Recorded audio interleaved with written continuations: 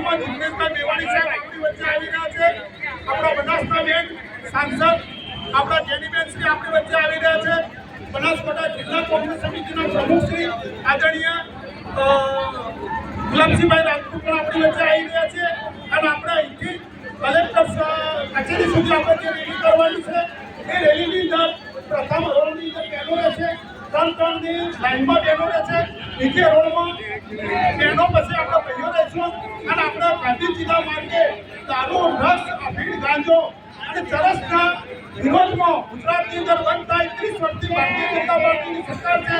38 વર્ષની અંદર દારૂ, ડ્રગ્સ અને એટલો બધો વેચાય છે કે ખેડૂતોને તો ઇન્ડિયા ખાતર નથી મળતું, પણ દારૂ અને ડ્રગ્સ, ચરસ, અફીણ, ગાંજો ખુલ્લેઆમ વેચાય છે.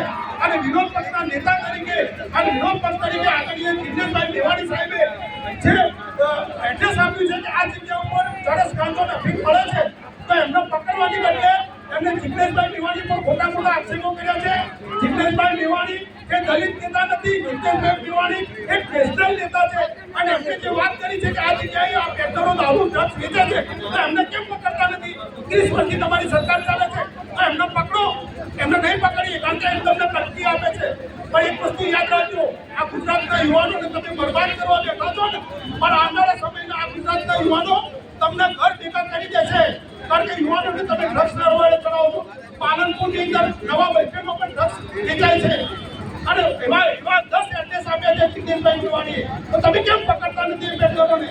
એટલે ગુજરાતની અંદર દારૂ, ડ્રગ્સ, અફીણ, ગાંજો સમગ્ર પ્રતિબંધ છે અને બંધ થવું જોઈએ.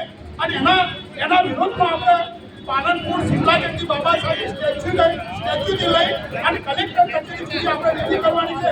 આ રેલીની અંદર પ્રથમ માળોમાં આપણી બહેનો રહેશે, 3-3ની લાઈન, બીજી અસુમાં આપણે ભાઈઓ રહેશો, 3-3ની લાઈન. અને ગાંધીજીના માર્ગે આપણે કલેક્ટર સાહેબને આવેદનપત્ર આપવાનું છે. તો બિલકુલ એકદમ ગાંધીજીના માર્ગે આપણે આ રેલી કરીએ. અને જય ભીમ, જય